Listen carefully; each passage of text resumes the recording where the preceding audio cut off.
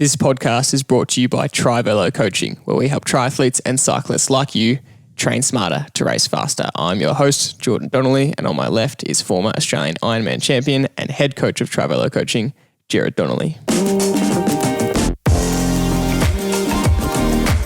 A big welcome to this episode of the podcast. We have heaps to get through today because the Olympics is on, and whenever there's a major sporting event on, whether it be the Tour de France, whether it be any pro cycling triathlon race, or something as big as the Olympics, we want to talk about it. And there's good reason for that because we can learn so much from watching athletes perform at the top of their level at a once in a 4-year event. And props to Channel 7. They're giving such good insight, behind the scenes insight into a lot of the athletes' training schedules, their life around training, their life around the Olympics.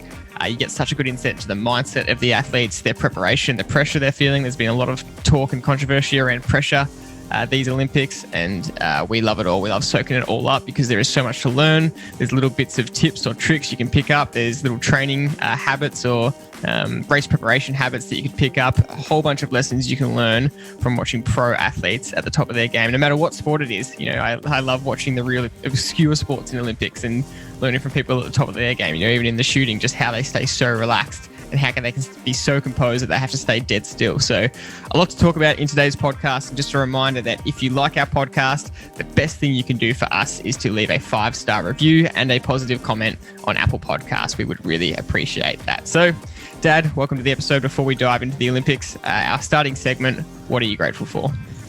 Yes, thanks, George. Good introduction. Today's episode is going to be really good, and I think there's a lot of valuable information that we can learn from what you've just said. So what am I grateful for? I've got enormous gratitude for summer, and I hate winter. And, the only reason I get through winter is because I know it's a European summer, and the rest of the world's having incredible sporting events on, and the Tour de France is on every year normally, and that's the only thing that gets me through winter, so I'm very grateful for that. And then every 4 years we get Tour de France straight away, followed by the Olympics, and I love this year every 4 years. It's just jam-packed with the best sport in the world, so I'm grateful to get to see another cycle of 4 years.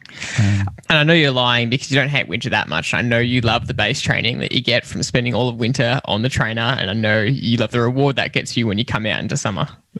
That's so true, but yeah, I still love riding with the wind in my face and the sun on my back. Don't worry about that. Yeah, absolutely. My gratitude this week is I'm actually really grateful for the fact that this job that we have allows us to have the flexibility to train like professional athletes. I wanted to be a professional athlete growing up, didn't quite make it, but now still have the job lifestyle where we get to do some really cool things. And we did some pretty high-tech VO2 max and lactate testing yesterday. We got the opportunity to do that, which we will talk about in another episode on the podcast. And it's really nice to be able to train like a pro athlete and often train on pro hours. You know, the pro hours, that if the quotation marks doesn't have to be before or after set work hours. I am super grateful for that, and I never ever take that for granted because I enjoy it so much. And just a reminder for yourself to ask, what are you grateful for this week? It's a big theme of our podcast. We've been doing it for a while now, and it's something that we find really beneficial, and we know the listeners out there find really beneficial as well. And we get people messaging us their gratitudes, which is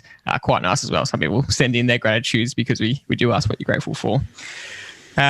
Moving on, we're just going to go straight into the Olympics because there is so much to talk about.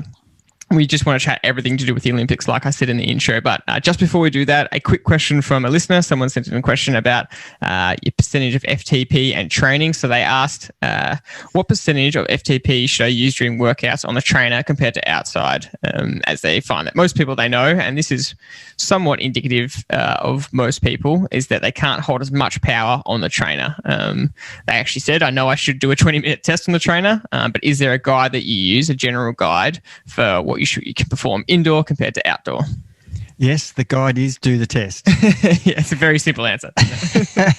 So, look, we have athletes both sides of the coin here. Some can ride better indoor, some can ride worse indoor. So there's no general rule. That is kind of, one answer doesn't fit every athlete. So we've got some people who ride exactly the same indoor as outdoor. We've got some people who ride worse indoor than the outdoor. Some people ride better indoor. So the only way to make sure that you're training properly is to test yourself indoor and test yourself outdoor. And that's as simple as it needs to be. Because why would you try and guess when you can just do a test and get it as accurate as possible? Yeah, I suppose the reason you wouldn't is because you're fearful of the test. And when you know the reasons for the test, and also the reason is to find out what your number is, but also the second reason is it is an unbelievably good training session at threshold. So that you need to be doing that anyway, because that's what your race is going to be. Yeah. And this is hypocritical from me because I'm sitting here saying, well, why can't this person just needs to do the test? Yet I was planning on asking you, do I really have to do my new outdoor test tomorrow because I've got a new bike and have to test the new power meter, indoor and outdoor. I've done the indoor test and I really wasn't feeling like doing another outdoor test tomorrow because so many tests, you just get a bit sick of it. And so I was planning on asking you, do I really have to do it? And I already know what your answer is going to be. The only reason you wouldn't is if it's blowing a gale, which funnily enough, it is supposed to be 90-kilometre-an-hour winds. So that would be a reason not to do a test outdoors or sideways sleeting rain. So I might be let off the hook then. You really do need reasonably good conditions to do the test properly and accurately so you get the best outcome, because what are we doing it for? We're reminding ourselves that this is what we're going to train to. And if we do an inaccurate test, well, we're going to be training inaccurately for the next block of training. Yeah. All right, let's dive into the Olympics. The first thing we want to talk about is the theme of the Olympics for us so far. And there are so many examples of this across different sports, and that is pacing. And watching the amount of different tactics with regards to pacing through different sports has been quite mind-blowing. And I want to start with a story of, I was out to dinner with mates the other night, and we were at dinner watching the Olympics. It was really nice because we're out of lockdown. It was really good to be able to watch the Olympics as a group together and all pretend to be experts on different sports.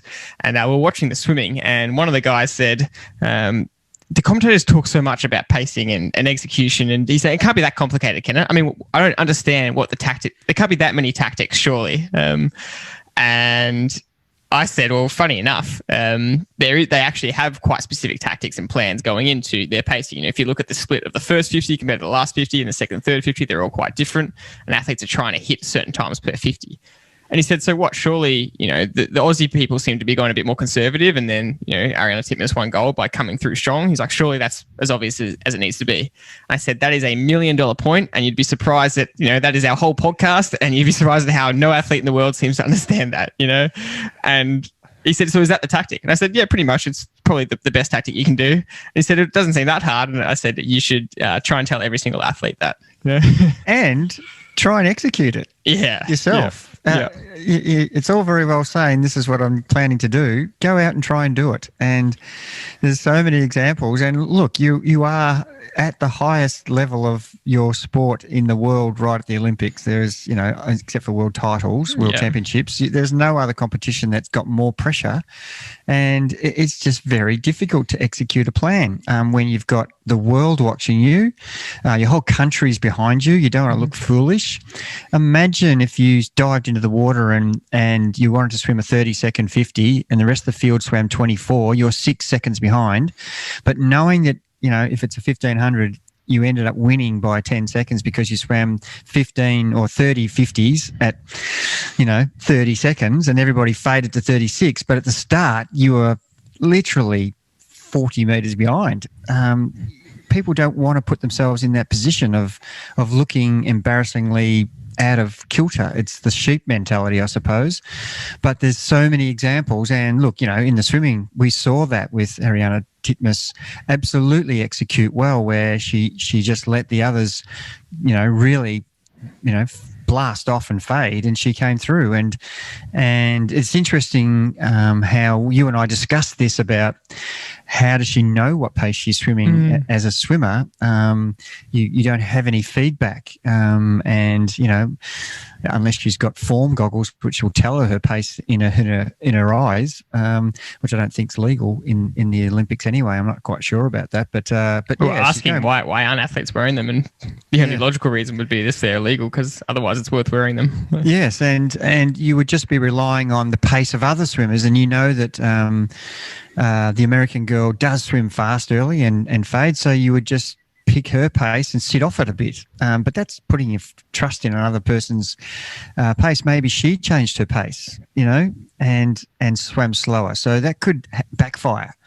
So it is interesting that swimmers talk about, having a plan and a tactic, but I'm interested to know what they're basing it on, what feedback they're getting as they're doing it. And going to feel is the obvious thing that they're doing. But with the adrenaline and the excitement of the final of the Olympics, the thing you've trained for 5 years, in the past, Olympic to Olympic, how are you measuring that? Because of course you're tapered. Of course everything's going well. You're going to feel, I know in every other sport that we talk about, racing to feel is completely a different result when you actually uncover the data as you're doing it. You think you're holding back, and then you look down at your watch if you're doing an 800, and you're supposed to get to the first 200 in 30 seconds, and you get there in 26, but it felt easy. And so running to feel, is the same as swimming to feel as to riding to feel.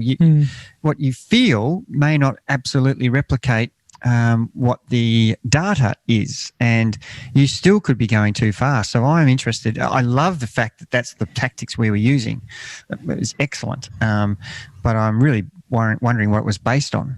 Yeah, you're spot on with that point, because there was a great interview with Ariana Tipnis's coach, who, by the way, she executed if that was her race plan, she executed it perfectly in both races and came through in the last 50 and won. And he said that in the interview. He said, we had a clear race plan. We knew exactly what she wanted to do every 50, and she executed it under pressure. And like you're saying, you're at the highest level of race possible. You've been building for this race for 4 years, 5 years for these athletes.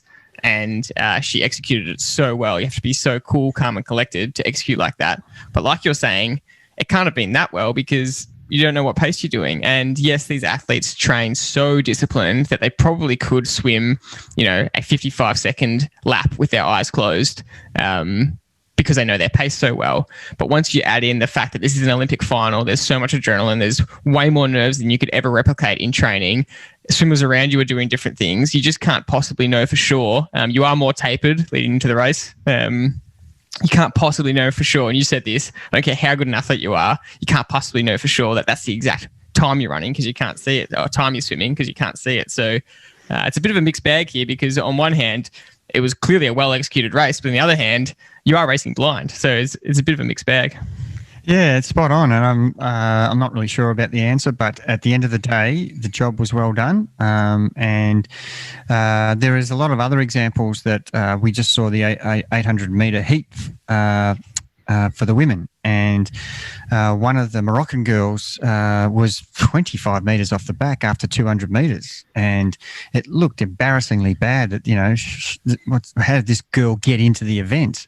And then she qualified fourth fastest. The commentators were saying, what is this girl doing? Because they were saying she's a really good runner. How did something happen? Why is she 25 meters off the back? They were absolutely baffled. And we've spoken about this exact scenario. You just mentioned it before, but we've spoken about this exact scenario in running. It's either you run evenly and be 20 meters off the back and look ridiculous, or you just go with the race. And that's most people just turn to go with the race. And in fact, we've never seen this happen on a world stage. And we were both shocked seeing this race happen, where this Moroccan girl did this tactic, and then she just, because the girls ended up running 2:00 or 2:01, which is 4 times 30 seconds per 200. And yeah, they all went through in 27. She went through 3 seconds behind, so 20 meters behind, 25 meters behind in 30, and she ran 30, 30, 30, 30 and ran evenly.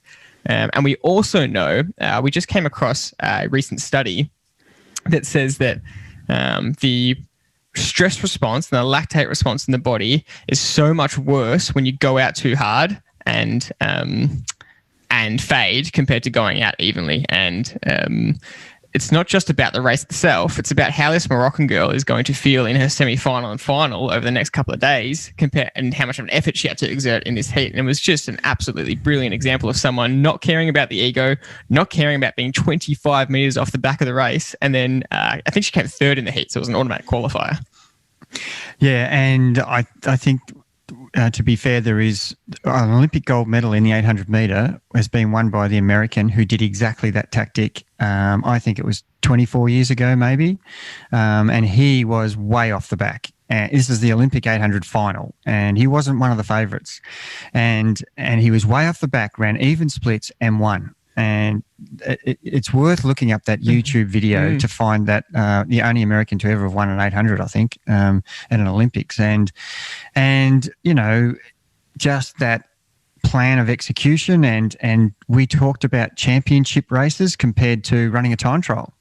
I think we'll talk about this later in the program, but certainly, knowing what your ability is, and if you don't have a kick and the race is really slow, you're not going to qualify in the heats to get to the final. You need to run a time trial so that you can run even splits the whole way around. So to make sure you, in the girls' situation, running a 2-minute 800, if you are not someone who can afford to jog around and then be a part of the finished sprint, then you're not going to qualify no matter how good a runner you are. So understanding your own ability is kind of key to your race plan.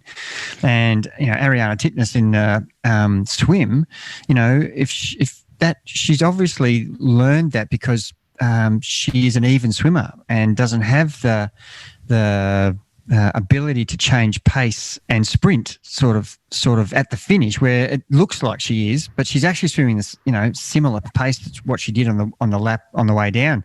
If we're talking about the 100 meters, it's not like her splits were massively faster in the second half. It's just that everybody else is fading, so it looks like you're swimming faster.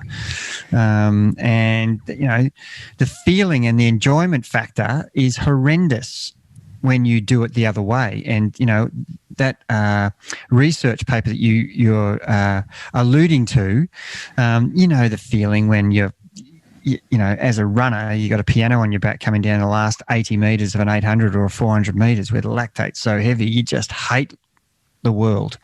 And the same as a time trialer, if you're coming home as a time trialer and you've got enough power to be, picking up places as you go, you love it. You can't wait for the next event. Whereas if you're doing the opposite and fading, you want to sell your bike. And I've said that many times to a lot of the athletes I coach.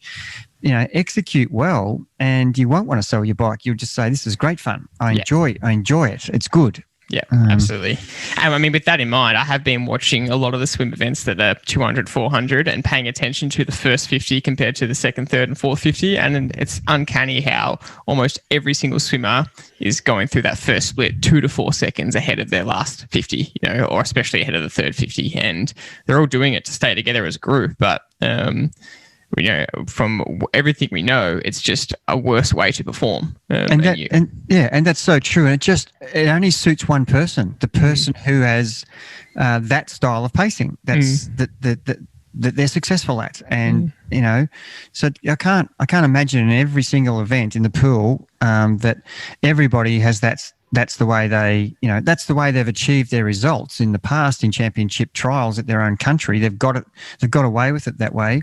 But does that mean that it's 100% right?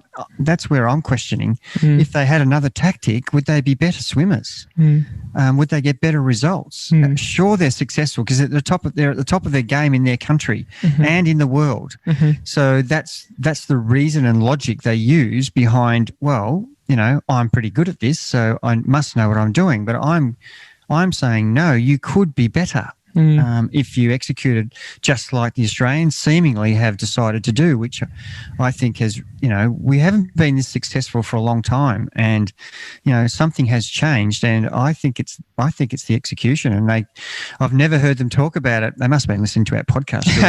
I've never heard them talk about it so much. Even the commentaries, and Channel 7 have to be congratulated because they have gone and got the best commentators from each sport. And they are experts in their field. And it's really good hearing their knowledge and take on how each, I watch the canoeing and the kayaking, just listening to the experts, you just get such an insight into what they should be doing. And all of a sudden we all become experts instantly, which is quite hilarious. But part of the fun of the Olympics, isn't it? It is. But look, definitely I think the mindset in the pool will change, hopefully, because of success of, when people start winning, people want to emulate their style. And if the style has been, you got to swim flat out and then just hang on, that's what we've been doing for the last 30 years, and that's what everybody does. And the minute someone changes that and does a new method and wins, then it gets kudos. It gets credibility, and then people will adapt it. And we are in the minority. We're fighting hard, George, to make it a majority to get everybody to actually start to not be sheep and to be running their own races or swimming their own swims. So, it will be interesting. Yeah, there's another race example we wanted to highlight, and Jakob Ingebrigtsen, the Norwegian runner, one of the best runners in the world, high chance of a gold medal in both the 1500 and 5000 at this Olympics. He's definitely one to watch. He'll be racing against our very own Stewie McSwain and hopefully Dave McNeil in the 5K if he can make the final. But he did a race in the Diamond League a month or so ago, maybe 6 to 8 weeks ago, where he was sitting maybe 6th to 8th position, I think, off the lead pack. And he's one of the best runners in the world. He can run with the pace of the lead pack, but he's a very paced runner. And he does all his training very meticulously, very structured, very along this line, never going too far above his threshold. He's just really good at staying at threshold. Anyway, the runner in front of him made a mistake, / was getting fatigued and started to lose a gap between the front 4 to 5 guys. And suddenly Ingebrigtsen, who was sitting behind this guy, was 10 to 15 meters behind the lead pack.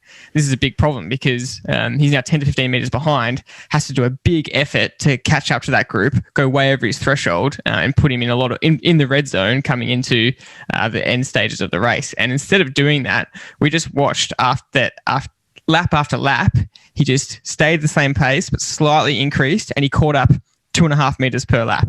And 4 laps later, he was back onto the pack without going into the red zone. And it was just an incredible example of disciplined pacing, and he ended up winning the race. Yeah, it's a really good example, isn't it? One of the things I wanted to highlight, and being the coach, is he should not have allowed that to happen in the first place. Yeah. He should have been more vigilant in what was happening ahead of him. And, that can happen in a bike race where you're behind someone who drops the wheel and all of a sudden there's a 10-meter gap to make up. Well, you've got to notice these things before they happen, or as they're happening, so that you don't put yourself in that position. But the point we're making here is that, you've got 2 choices: close the gap quickly and burn some matches, or do what he did. And he ended up going on and ran an incredible time. And, you've got to know your ability, like I was saying before. And if you give yourself a task that's above your ability, it's going to end in tears normally. Of course, we break world records and Olympic records and PBs by not going the traditional method. By going the planned executed method is the way to do those results. And we've seen examples of that right from Kipchoge in the World Marathon to run, 2-minute 51 kilometre splits for 41 of those kilometres, and then run the last one at 2:48 to break the world record. And, that's a classic example of, doing it exactly right. So you can lift to do a PB, and that's all you need to do, lift marginally, but you can't do that many times in a race. And that's one of the things I was kind of keen on talking about, was the difference between championship races and normal everyday races. And because it will be interesting to see how Ingebrigtsen goes in these championship races, which are so much high and low. And, we talk about it in Ironman, and 70.3 is that you want to spend as minimal time as possible going over the red zone, because you just don't need to in a 4 to 8 hour event, or 4 to 12 hour event. Sorry. You want as minimal time as possible. And Ingebrigtsen applies that even to a 5K level at the top of the world, where he just refuses to go into that red zone. He just wants to run at his best pace the whole time. But yeah, you're right. When it's a championship, you have to change tactics, right? Yeah, well, do you have to change tactics? And that's the question I'm asking, because all of the African nations, the Ethiopians, Kenyans, Moroccans, they all have this great ability to change pace. And that's their secret weapon. And the European style runner, or even the Australian style runner, we are used to time trial running, and it's probably because we don't have the depth. And in the African trials, there's literally 25 blokes who can win. Yeah. So you have to, everybody's absolutely running at their max from start to finish. Whereas, where there's less depth in an event, you can dictate the terms of how the race is going to be run more. So the unpredictable nature that the Africans bring to races is the thing that makes it fantastic. And that's why they win so many races, because they throw everybody else off their race plan, because they're putting people into the red zone, and that is what championship races are all about. And they're very different to any other race. And if you actually get to qualify by running a time trial, so let's just pick the 5,000, which we're talking about. If you wanted to qualify in the 13 minutes 13 seconds, you would plan each lap, each 200, each 100, almost down to, within an inch of each sector, so that you are not burning matches and you can lift at the finish to qualify. But come championship races, the first 200 could be run in 24 seconds, and then the next one could be run in 40 seconds. That's the nature of championships. You could get a lap in the middle where they're running a 60, and then all of a sudden someone throws in a 56. What are you going to do? How are you going to respond to this? And this is where I think the Africans have it over the rest of the world, because they can do that and then recover and do it again. I'm saying you need to adapt your training to championship possibilities. And it's all very well training like that and training to lactate threshold and making sure you stay within your ranges. But when it comes to a championship race, if someone throws a curveball at you, by changing the pace, if you go with that, you are going to probably be the demise of your result. So can you be patient and hold your pace, and then allow yourself to lose 10 meters and then take 800 meters to get that back, and then have it happen to you again, and then crawl yourself back again? These are things that I would be getting athletes to be doing both styles of racing training, so that when the championship race comes, they're ready for anything. And I don't think a lot of athletes and coaches have given this much thought. It's the style they've trained at to get them to be successful is what they stick with, the true and tried method. And they're not flexible enough, and that's why you get so much disappointment in results at championship races, where people underperform because the race has had a curveball thrown at them and they can't react to it, or they don't know what to do, and they just go with the flow, and it ends up being detrimental because their body can't cope. And it sounds very controversial, because I'm actually contradicting some coaches and athletes at the highest level, but I'm sure they would be better athletes if they had thought about it this way, and there wouldn't be so many disappointed athletes coming away from these championship events. So let's talk about training specificity for the event, and we'll move into the triathlon, because that was a wild 2 races in the men's and women's for different reasons. And we were speaking about the fact that, the triathlon at the Olympics is almost a totally different sport in terms of triathlon. It's definitely different to a 70.3 or Ironman, completely different. And even it's different to a standard Olympic distance. It's draft legal cycling, and the whole nature of all 3 disciplines inside the Olympic triathlon creates a very interesting and fun to watch dynamic, but you have to train very specifically for this type of event. That's a really good lead into this point, because the Olympic draft legal triathlon is nothing like triathlon. It is you might as well be talking about, the only similarities are you swim, bike and run, but you don't do them the same way as you would do a normal sprint, Olympic, half Ironman and Ironman. Because of the draft legalness of the ride, it changes the whole event. So all of a sudden the swim becomes important, because if you don't get in the lead pack, you are going to have to fight to get across to the pack on the bike. And the pack on the bike aren't riding that hard, but they're riding it completely different to a threshold time trial. They're riding it like a criterium race. And the courses that are selected are all very technical, with lots of cornering. And I think the bike course was, 5 or 6 laps. I can't remember exact details, but each lap had 8 corners, which is, up between 30 and 40 accelerations out of a corner.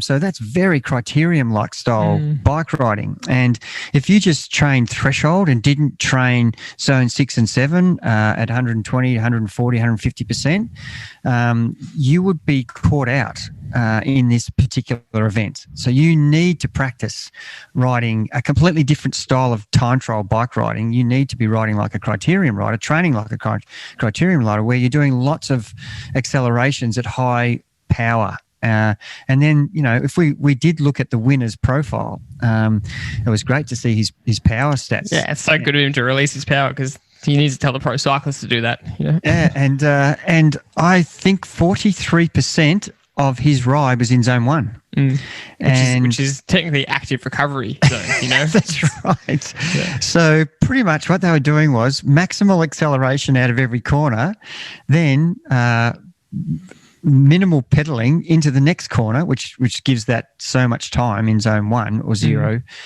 So you were doing 450 watts out of the corner, then 0 watts into the next corner. And in between each of those corners, they were doing something like tempo, because they could have been sitting in the middle of the pack where they were barely touching the pedals because of the drafting effect. And the only people who were working were the ones on the front.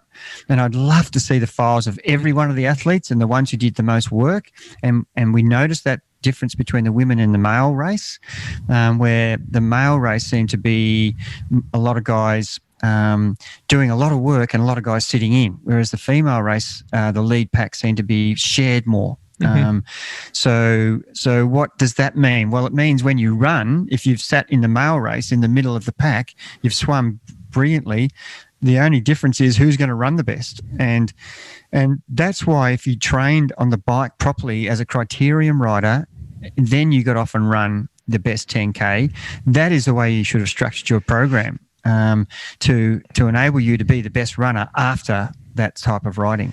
Yeah, exactly. And if you broke down his power zones, it was, above 40% in that active recovery, and then about 30% above VO2 max, what you're saying, those zone 5, 6, and 7. That is a long time to be doing those big bursts, and then 30% in between. Whereas if we look at a 70.3, it should be 95% of the time at zone 4 sub threshold. Yeah, 80 to 90% of your FTP, and that is a remark. And if you looked at an Olympic distance, a 40K time trial, you would try to be riding between 92 to 100% of your FTP, not anywhere at 105 or 100. These guys were riding 120% above their FTP for 30% of the race. So, looking at that analysis, if you're a coach and you're trying to get your athlete to the next Olympics, that's what you should be doing. You should be doing efforts like that. You still need to be a good threshold rider, but you need to be doing those way over efforts, 120% plus or more, which is what makes a good criterion road racer. And we were laughing at a lot of the guys that were just getting a free sit the whole time and just hiding right in the middle of the pack, and the guys that were doing all the work at the front. And you're just thinking, why would you ever do any work in the front? And there was some specific examples of some countrymen sacrificing their race for their fellow countrymen and getting on the front and doing some work.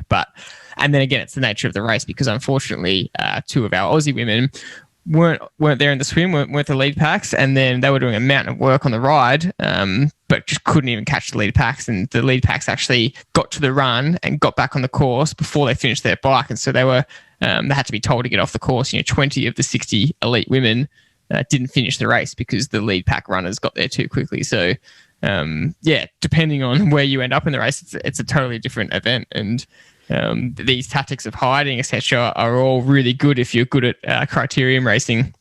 And it quickly reminded me of, we saw a photo last week of a Travello rider, again, one of your friends, at a crit, and a photo came up, just the standard, they release photos of all the crit racing, and the Travello rider was on the front in the middle of the race. And you just said, what the hell are you doing on the front? I don't ever want to see a Travello rider on the front, because it means you're doing all the work.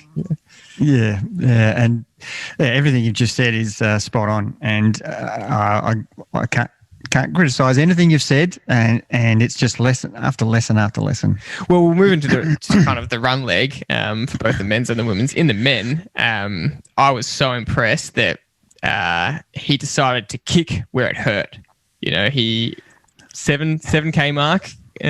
He just put his head down and said, I'm going now. And that was where it was really hurting for them. And they were almost hanging on for the finish at that point. Yeah, well, I said to you, I think each one of those 3 guys were the best runners after that particular style of racing. The cream had risen to the top.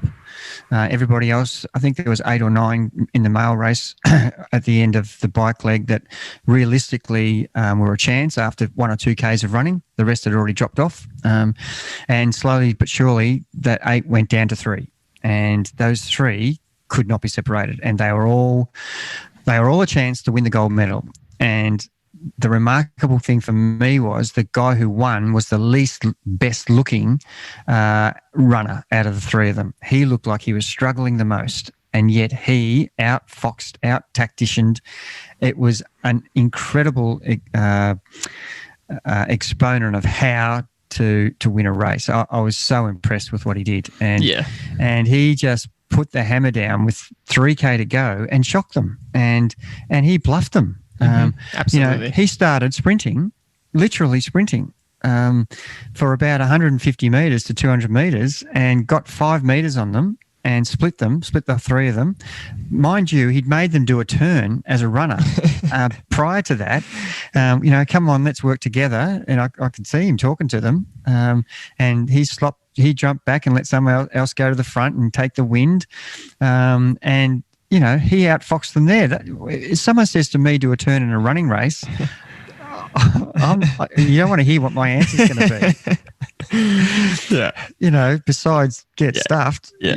If you're so smart, you do it. But you're not telling me how to run my race. Yeah. And the other 2 guys, they were like sheep. They did a turn, and then he accelerated past them after they'd done a turn. I was like, oh my goodness, this is bike riding as a runner. So I take my hat off to him. It was execution 101. And he just put the hammer down, got them bluffed, and kept that gap. And then they couldn't bridge the gap because he had, the mindset he had was it's like having the yellow jersey. He's in front and you can see the gold medal, and the other guys are then already have lost the race, with 3K out, whereas they were all pretty equal, I thought. And in fact, he was the worst out of the 3, I thought. The amazing thing about the bluff was he cruised the last K.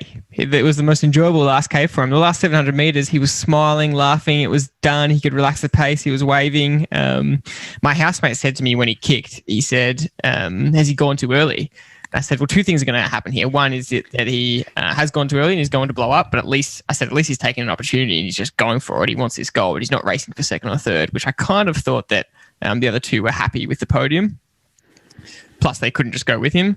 But I said, secondly, this might be an amazing move because often if you go when it's hardest, he's going at 3K to go, he only has to put in that effort for, a K and a half, 2K, and then the race is won. They'll crack because they think the race is gone. And then the last K is actually easier compared to if you all sit there holding that tempo right to the last K. It's an extremely painful last K because they've held the same tempo, then they have to try and sprint at the finish. And everybody's got a chance. You've given everybody, all 3 runners, a chance by so many occasions in a race where with 4 or 5 minutes to go, you're thinking, I don't know if I can hang on here. And if someone puts in a little effort, that's it for you. You're done. You're already at your maximum. But if you just hang on to the end, it's amazing how you grow legs and the competitiveness of each person.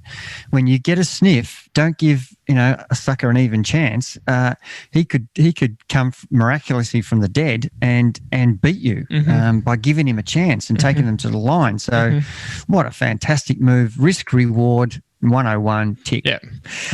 One thing I will say about him, and I just have to make this point, was I could not believe that he won with the amount of water he took in on the run. It was actually laughable for me. It was such a hot day there. The humidity was at extreme levels, and so the officials had set up water stations really regularly, every 300 to 400 meters or so, like extremely regularly, way more regularly than a normal triathlon. And the athletes were quite worried about the heat. So every athlete at the stations were grabbing bottles and throwing them over themselves, which is really important to cool down because if you overheat, you can't perform. But watching him, he was taking a sip almost every time. And so he was going past, grabbing water, taking a sip. I said, he's taking in mouthfuls of water every 300 to 400 meters. I know in an Ironman or a 70.3, you need to hydrate consistently. But in a 29-minute run, which is what he's done at the end, I don't care what you're saying, you just do not need that much water. And it showed by he vomited it all up once he crossed the line. His stomach would have been so full of water. He vomited pure water. The TVs only showed a slight part of it by accident because they normally look away when they vomit. And I'm shocked he ran so well by consuming that much water. I just thought it was way too regular, and I really think it could have derailed his race. Well, I tend to agree, and he competed so well. I think that it could have actually been detrimental had those guys not dropped off. We could have found a different result. he did everything right, so didn't have to worry about that scenario. But I absolutely agree. The overconsumption of water is, it could have been detrimental to the outcome. And we would now see, and this is something we talked about a long time ago on one of the podcasts, where people see that that's what you do. That's the Olympic champion does. You keep drinking. You just keep drinking water. So every day, triathletes now, they'll grab as much water as they possibly can and throw it down their throat, because that's what the winner does. It reminded me of the Commonwealth Games with Rob de Castella, when he actually went to the toilet and grabbed in his pants in the middle of the marathon at the Commonwealth Games in Brisbane, and he kept grabbing sponges to wipe his legs because of the embarrassment of following through, as a runner. So he's wiping his legs from what was happening. And so from that point on, running down his legs. That's right. And from that point on, runners were going in marathons, grabbing sponges and wiping their legs, just copying what De Castella was doing, because that's what he did as a winner. And they didn't understand the reason he was doing it was to clean his leg, not any other reason. But, people will copy the most obscure tactics that people seem like they're tactics, but it's actually nothing to do with tactics. And I don't know why he was doing that, whether it was trying to put people off. I'm not sure whether he was trying to get the other runners to think that, this guy's struggling, he keeps taking water. I don't know whether that was his tactic. But anyway. It kind of looked like it was just a natural reaction. He just kept grabbing it. I just don't think I think he was so involved in the race he didn't realize how much water he was taking in, but it shocked me. And Ironman actually say blatantly that they have more problems with overhydration and people, because you can get really sick from overhydrating, drinking too much water, and they have more problems with that than dehydration in races, which really says something. It's so important to hydrate yourself, but you can really take it too far. Last thing on the triathlon was I just thought that the British girl, Georgia Taylor-Brown, ran a great leg after getting a flat tyre, an easy chance to panic off the bike. She's such a gun runner, and you could see the podium slipping away when she just gets something so unfortunate like a flat tyre. And she had a chance to compete well against Duffy, because they're both absolutely gun runners, and Duffy ran an unbelievably strong leg to win. By the way, I didn't see Duffy take any water. I reckon she took 2 sips for the whole 10K, and she ran super well. So that proves that you didn't need the water to get through. Well, she was just focused on running. But it doesn't prove anything, George. It proves that 50-50 worked. Yeah, that's true. Yeah, but Taylor-Brown, I thought, was really composed, didn't panic, just ran her race and ran solidly, and got herself into second spot, which was a really good run. Disappointing because she would have been a chance for the gold, but that was a really standout run for me. I would have loved to have seen her not get a puncture and challenge Duffy, because Duffy ran an unbelievably consistent race from start to finish. She looked the strongest. She was the strongest. She won the gold medal. She deserved it.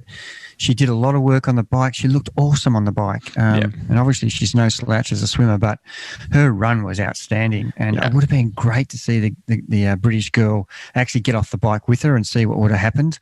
I would love to have seen her challenged, but she deserved to win that race. There's no doubt about it. She was the best on the day. Absolutely. Moving on, we'll finish off with the cycling. We had the cycling road race to touch on, the mountain bikes, and the time trial. So, there's not heaps to say from the cycling road races. They were really exciting races to watch for different reasons. The men's road race was just wild. We've talked a lot about these riders over the course of the Tour de France. It was great to see them all go head to head. No real major learnings from the event other than the same sort of thing. Take your opportunity, and the best rider doesn't always win. Wout van Aert was definitely the strongest. He did a mountain of work, and I think definitely deserves second. Now, man, I was absolutely gunning for him in that sprint, screaming at the TV. But Carapaz with a breakaway move and wins. Yeah, another example of we've talked many times about how does 1 or 2 riders stay away from 8 or 10 in a pack. It just happens race after race. One-day races, this is what happens every single time. Hesitation in the peloton, guys taking their opportunities up the front, and they win. It's just another reminder of, guys not willing to work as teams because 8 should beat 2 or 1 rider every time. Not 1 out of 9 times, but 10 out of 10 times. And it's just baffles me that it just continues to happen. And I think the coach in me would be screaming at the rest of the guys in the bunch, you all riding for second, or do you want to actually have a go here? Yeah. And I know the verbal abuse I'd get coming back at me, mind your own business. Yeah. But come on, guys, let's actually do something and have a crack. And I'd be certainly saying those people who don't want to be having a crack, sit on the back for as long as you like, but don't you dare sprint at the finish. So yeah. But yeah, look, I just think the men's race was a standard one day classic race. It was fantastic. The opportunist won. I love it. It was a course where he knew the course and he attacked when it counted. Relied on the hesitation, all the classic things. It's just the same race plan, won again. The women's race was incredible. Just positively and negatively.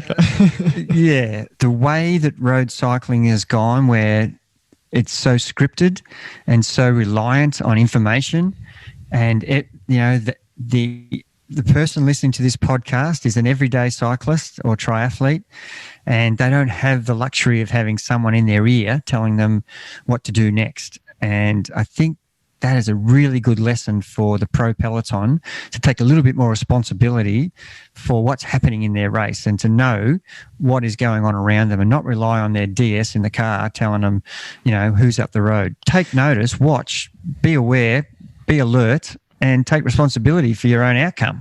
Just if you didn't see it, it was all over the news. But if you didn't see it, Annemiek van Vleuten was away from the peloton, coming second, but didn't realise that she was coming second. She thought she was the solo breakaway, but there was a rider further up the road who'd been out most of the day, and she came through the line and celebrated because she thought she won gold medal and forgot that there was someone up ahead. So, or didn't know there was someone up ahead. She didn't forget.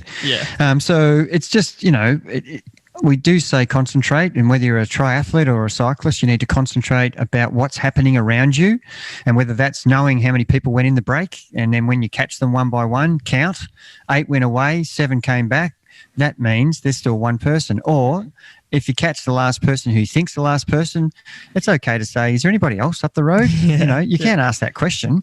And, as a triathlete, the same, just making sure you are aware of what's going on, where you are, and you can see that when you go in an out and back course, where you are in comparison to others. Not that it's going to change your race plan, but it just gives you an idea of how you're sitting. So understanding what's going on in the race is key to making different decisions. And clearly they would have made a lot more different decisions had they known there was still one more rider. The Dutch would have ridden completely different. It must have been interesting sitting in the car watching the race unfold without being able to help them. They must have been tearing their hair out. Why aren't you working together? What is going on? Do you realise that someone stopped the road? Maybe they didn't realise either. I don't know. But so it was just another example of, even the pros make catastrophic mistakes, and this is the Olympic Games, and it's not like there's going to be another Olympic Games in 4 months' time. It's 4 years' time. So, and these riders won't probably be at the next Olympics because they're maybe too old, and that's your one chance. And we always talk about you only get one chance sometimes. Take your opportunity when it's there, and to make a mistake like that, it's not to do with physicalness, it's to do with paying attention. Yeah, absolutely. You wanted to touch on the mountain bikes quickly. You weren't happy with some of the performances? I was not happy with the mountain bikers. I thought it was a great spectacle. It was a great course, and they're a great set of riders. There's everything good about it. And what was disappointing was the execution. Like, I know in mountain bike racing, it is really important that you get a good start, because it is a mass start with possibly 300 riders who are all trying to get to the first part of the single track near the front. And I get that, and that is important. But the Olympics had 23 riders, and there isn't as much pressure on getting to the front of the single track when it's a long race. And Pidcock did that very well, and he sat back, and I think he was about 10th or 15th into the first section of the single track, and he just steadily worked his way through. The other guys were just smashing themselves, and talk about, riding too hard early and fading. That's exactly what the whole women and men's races were about, riding too hard and fading. Everybody was riding way above their first lap, was so much faster than their middle laps and their last lap. So that was, as great a spectacle as it was. I'm not sure whether people realise that's what was happening when you look at the times for the laps. And just another example of, at the highest level, they're still making, I call them catastrophic mistakes because they are. It's the 4-year thing. Yeah. And if you think you're a chance and you do that, unless you've trained that way where you're going to sprint for 1 lap out of 7 or 10 or how many laps they did, and that's what you've trained to, great. And that's your strength. Awesome. Yeah. But I guarantee it's not. And it's important to note that we're not trying to be couch coaches here where we're just picking on all the professional athletes because, like you've said many times, these are the elite athletes. They're absolute superstars. Their athletic ability, especially these mountain bikers, like you said, it's so great to watch. And they're so good for so many reasons. You're just making this point to help the listener realize that you can still make mistakes even if you're doing really well, and there's still areas that you can improve on. 100%, and these are the elite people in their fields, and just because they're the elite doesn't mean that they're doing everything perfectly. They're doing a lot well to get to that level, and they have incredible engines, but I'm just trying to give the listener advice at a high level because we're watching it at a high level. If we had footage of the local, under 23 race, and people wanted to have coaching tips on what was happening in the race, I'd be saying the same things, and these guys would be making similar mistakes. Just because they, a set of athletes do it one way doesn't make it right. And again, I'm just trying to look for coaching tips so that the average athlete can learn from the fact that no one is perfect in this, and even at the professional level, they're still making errors, which are costly. Yeah. One of the last things we wanted to touch on was some unbelievable performance in the time trial, the cycling time trial. And as far as time trials go, what an exciting event. And I'll just say off the bat, the Aussies, Grace Brown coming 4th in that field was a surprising event. And I don't even think she was disappointed at being close to 3rd because she performed way out of her skin and well above where she expected. So although she was close to bronze, she would be in no way, nor should she be, disappointed with that 4th result. It was a really epic result, which showed her capability to mix it with the best in the world. Yeah, and look, her form has been building as we've followed her through the summer season with Strade Bianche and the one-day classics and the Giro Rosa, and she has been performing very well in the time trial and really attacking and putting herself out there, and her form's been building. So it was fantastic to see her mixing it with the best in the world, and you can't go past the winners. And look, I just thought her effort was outstanding, and of course she'll be disappointed not to get a medal, but she represented herself and her country so well. Fantastic. And then Rowan Dennis was able just to do one better by a whopping 0.4 of a second and get himself into a bronze. And what a finish to the time trial where 2nd to 4th, 2nd to 5th, sorry, are all within a second of each other. Imagine riding for 56 minutes, hard as you can solo, and then it was a Gunner that came 4th to Dennis. Was it Philip Gunner? Stefan Kung. Sorry, Stefan Kung Gunner was 5th. Yeah, Stefan Kuhn, imagine riding that hard and then you 0.4 off crossing the line for a bronze medal. And well, he had 3rd place with 500 to go, and Rowan Dennis's finish was exceptional, and he got a half a second back from 500 to the finish. That's the attention to detail, and Rowan Dennis is, he rode that all the way to the line. I'm not saying Stefan Kuhn didn't, but Rowan lifted, and when you lose by half a second, I'm not talking about gold medal because Roglic was that far in front, but second, Dumoulin, that's a story in itself. To come back, to come back after his mental illness, and to get a 2nd silver medal at 2 Olympics in a row, to come from obscurity again to get that result was incredible. But 2nd, 3rd, 4th, 5th, all finish within 3 seconds of each other at that level is unbelievable, especially when the winner is a minute ahead. Roglic was just outstanding. And I just wanted to mention so much about the men's time trial.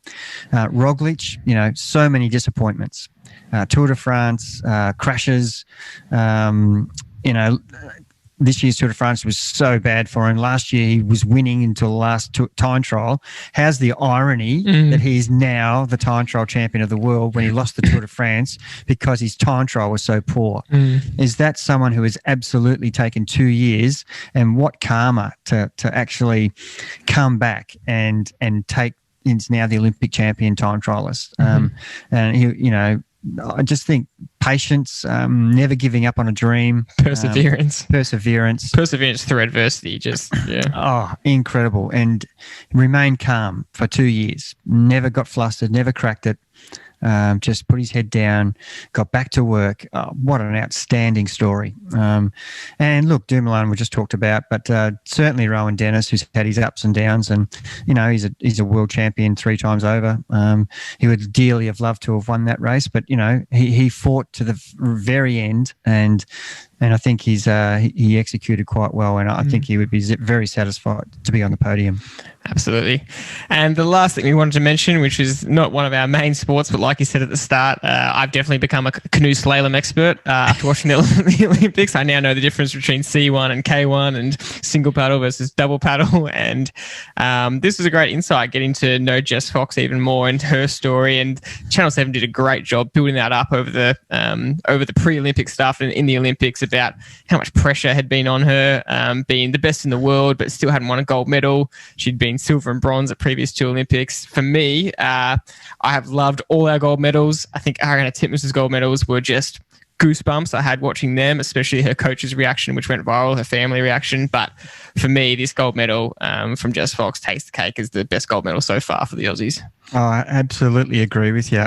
I know nothing about paddling, and just the story that she has developed from 2012 to 2021, and you know, talk about Roglic, 2 years. She's been doing this for 9, and come so close. And then the event that she thought she was going to win, she was number 1 in the world for. In the first event, she came 3rd. That would have been a blow to her. And no, she reevaluated, reset, and she smashed them. She won that clearly. She was 10 seconds ahead of 3rd and 3 seconds ahead of 2nd, and that's a big margin in that sport from what I've seen as an expert already. And I just thought, you know, that gave me goosebumps. That was just you know, the extreme level of perseverance, patience, persistence, never giving up on a dream, taking your opportunity, and being gracious in defeat. And what an example she is. And that was the best podium, national anthem. You know, it really was I felt quite emotional for her. It was it was brilliant, getting in the moment. I was the same. It was just before our Travello Zwift race last night, and I was pretty amped for the race after that, I tell you. Very, very inspirational, very motivational. It doesn't have to be your sport, but the point of the podcast is you can get so much inspiration from watching others, and in adversity and in success. And we did skip the rowers, and I wanted to quickly mention before we finish that I just think we've got a real good history in rowing, and they've come through again. And it was a pretty special day the other day when they won 2 gold medals in the space of 15 minutes, and an event that where everybody knows the awesome foursome, and it happened to be both male and female fours winning those races. So that was pretty special. And again, you know, sticking to the process, working as a team, and they only just won. So it was very good. Plenty of stories to come out of the Olympics. There's so much triumphs, so much painful lessons, so much disappointment. There's only 1 gold medal winner in each event, you know, and you do see the downsides of it, and it's really hard to watch. But, you know, they're the important things to look at as well, because it happens to all of us. We do have really negative moments, and hopefully when it's your time to shine, it might not be on the Olympic stage getting a gold medal, but that's why we love talking about all this stuff on this podcast, because for us, you know, we get chances to shine in our chosen sport and our chosen event, to even just aiming for a PB and improving ourselves. That's what it inspires. Exactly what I was going to say, George. You know, it's not all about the gold medal. It's about your personal improvement. And, you know, if you can manage to get a PB and you don't make the final of some event, you know, I would be ecstatic. I would be, you know, over the moon if I've improved and performed on the day better than I have on any other day, then that's a victory. And that's the way we should be looking at it, as everyday athletes. And the Olympics are special. We of course we applaud victory, but we should also applaud PBs. Yeah, absolutely. Well, that's it for this episode. The athletics has started, the major part of the Olympics for me. I cannot wait to watch all the athletics. So I'm sure we're going to be talking about it on one of the next few podcasts. Very exciting. On one of the next few podcasts as well, we have Brenton Ford coming back from Effortless Swimming. Everyone loved his first episode. He has great insight into swimming knowledge. So we're going to be asking him all about his thoughts on the Olympics, maybe things he saw that athletes could improve on, what he thinks about all these tactic stuff we've been talking about. So we can't wait to have Brenton on. Thank you very much for listening, and we'll see you next time.